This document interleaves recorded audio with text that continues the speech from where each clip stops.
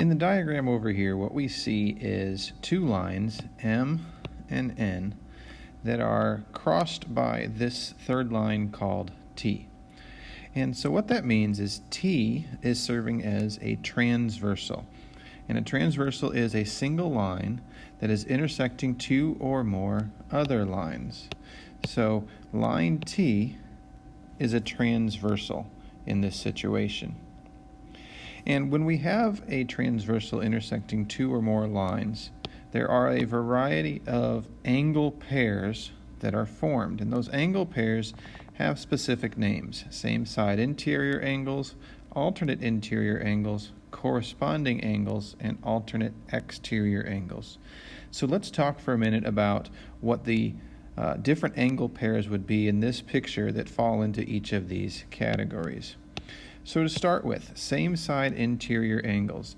The name same side interior angles actually tells us a little bit about where we would find these angles in this picture. The same side refers to the fact that they are on the same side of the transversal.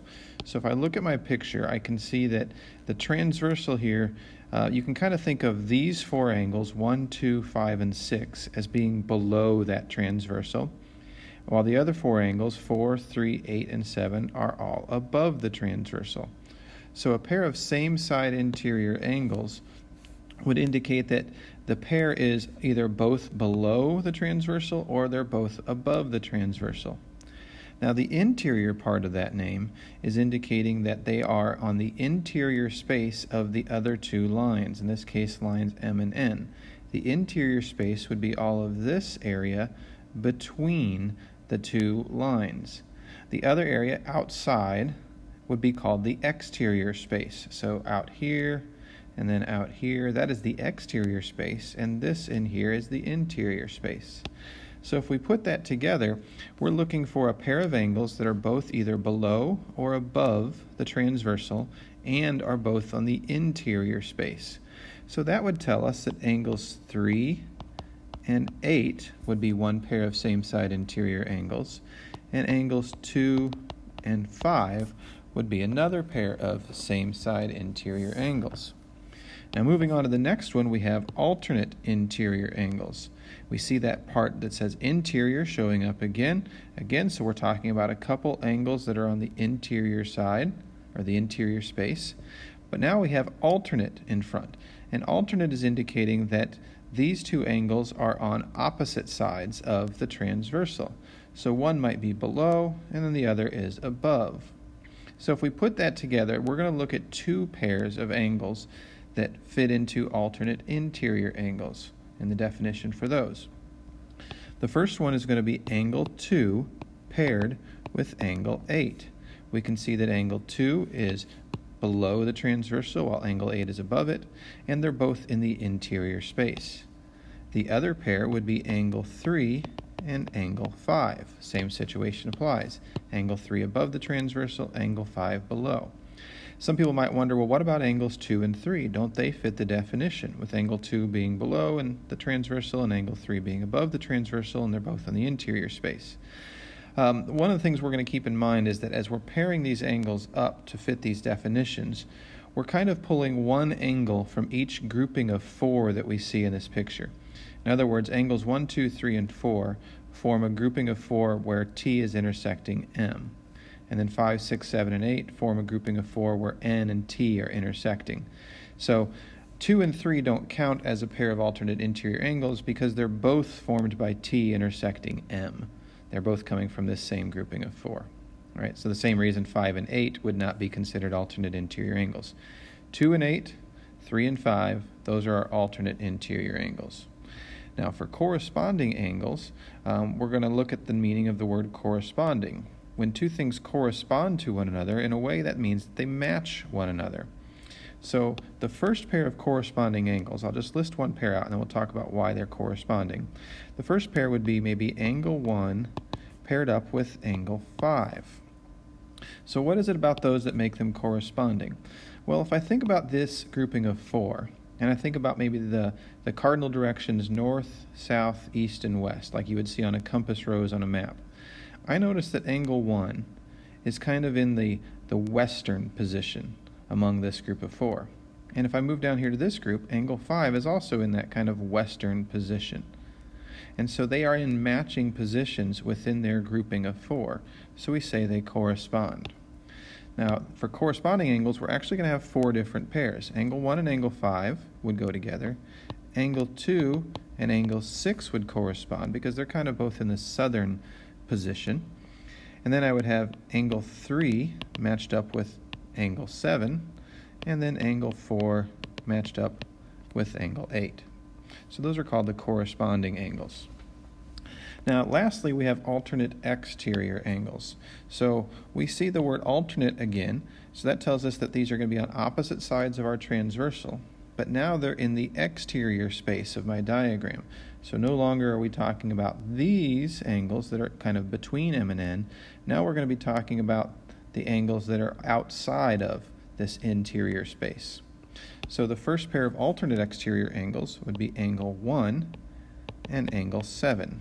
We can see that angle 1 is below the transversal and angle 7 is above the transversal. And again, we're picking one angle from each grouping of 4 when we're making our pairs of alternate exterior angles. So if angle 1 and 7 are one pair, then angle 4 and angle 6 would be the other pair of alternate exterior angles.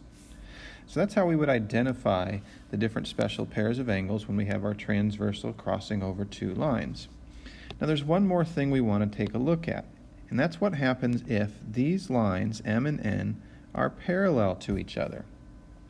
If those lines are parallel to each other, if M is parallel to N in this picture, then the same side interior angles are supplementary. Okay, then first of all, I'll say A, the same side interior angles are going to be supplementary. So angles 2 and 5 would add, let's see, the measure of angle 2 plus the measure of angle 5 would equal 180. And the measure of angle 3 plus the measure of angle 8 would equal 180. So that would be true, and that's called the same side interior angles postulate. The next thing that would be true is that alternate interior angles are going to be congruent. So if I look at my picture and I see that angles 2 and 8 are alternate interior angles, and I see that my lines are parallel, then what I can say is that angle 2 would be congruent to angle 8, or we might state that as the measure of angle 2 would be equal to the measure of angle 8. And then we could also say that angle 3 would be congruent to angle 5, or that the measure of angle 3 would equal the measure of angle 5. The third special relationship that I would have when I have the parallel lines would be that the corresponding angles are also congruent.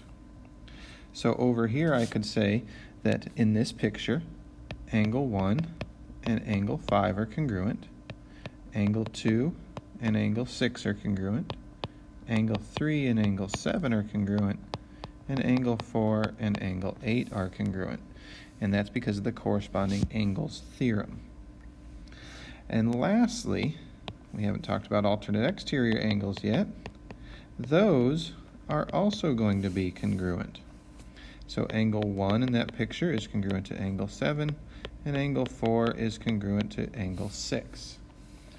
And if you start breaking this down, it kind of makes sense. Let's talk real quickly about why all of this would make sense. Well, first of all, A is a postulate, right? So let me write this down here just to kind of show you.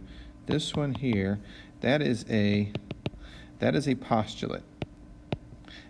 And a postulate is something that we accept to be true, even though we technically cannot prove that it's always true. It's just that nobody's found an example where it wouldn't be true. So every time we have parallel lines, it just so happens that that the same side interior angles end up being supplementary to each other. So we say that's a postulate. It just always seems to happen that way. Now, that leaves these other three.